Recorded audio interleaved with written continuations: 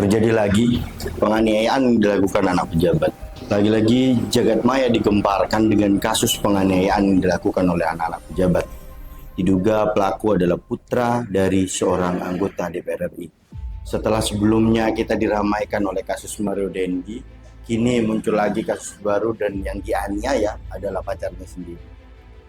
Namun tetap pada masalah yang hampir sama, yaitu efek dari hubungan asmara yang berujung pada penganiayaan. Tampaknya pemerintah perlu memberikan pendidikan moral kepada para anak pejabat agar tidak tumbuh menjadi orang-orang yang bejat karena merasa orang tuanya memiliki kekuasaan yang lebih. Meski memang ini hanyalah ulah beberapa oknum saja, saya ulangi, hanya beberapa oknum saja, dan meski tidak semua anak pejabat itu bejat, namun hal-hal mengerikan semacam ini harus dihentikan dan tidak boleh berulang. Kembali ke kasus penganiayaan yang dilakukan oleh GRT terhadap ibu satu anak berinisial DSA yang merupakan pacarnya yang terjadi di tempat hiburan malam kawasan Dukuh Pakis, Surabaya. Dari hasil pemeriksaan luar, ada luka memar di bagian kepala belakang, kemudian di dada kanan dan tengah, lutut, punggung, kaki, leher kanan dan kiri, rahang dan perut. Sungguh kejam sekali pemeriksaan yang dialami oleh DSA. Dan pelaku juga diduga merekam korban yang sudah tak sadarkan diri. Tak puas melakukan penganiayaannya, pelaku merekam korban yang sudah tak sadarkan diri. Sungguh sangat mengerikan apa yang dilakukan oleh GRT. Diduga selama 5 bulan itu pelaku sering berperilaku kasar pada korban karena memang selama 5 bulan ini juga hubungan asmara itu baru terjadi.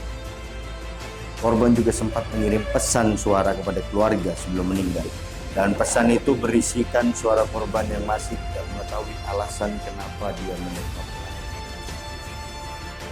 Kapolres Tabes Surabaya mengatakan atas fakta-fakta penyidikan yang disesuaikan dengan alat bukti, maka telah ditetapkan status saksi GR.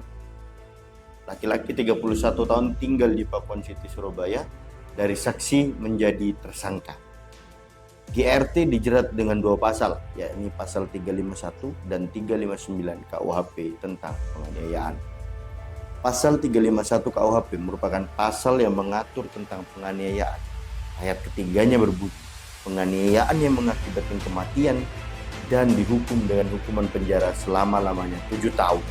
Lalu bunyi pasal 359 KUHP, yakni barang siapa yang karena kesalahan menyebabkan orang lain mati diancam dengan pidana penjara paling lama 5 tahun. Jadi kira-kira apakah hukuman tersebut terlalu ringan atau memang pelaku perlu mendapatkan hukuman yang lebih berat lagi? Tulis pendapat teman-teman sekalian di kolom komentar obrolan kami. Dan jangan biarkan kasus ini tidak terselesaikan dengan baik. Pelaku harus mendapatkan hukuman seberat-beratnya.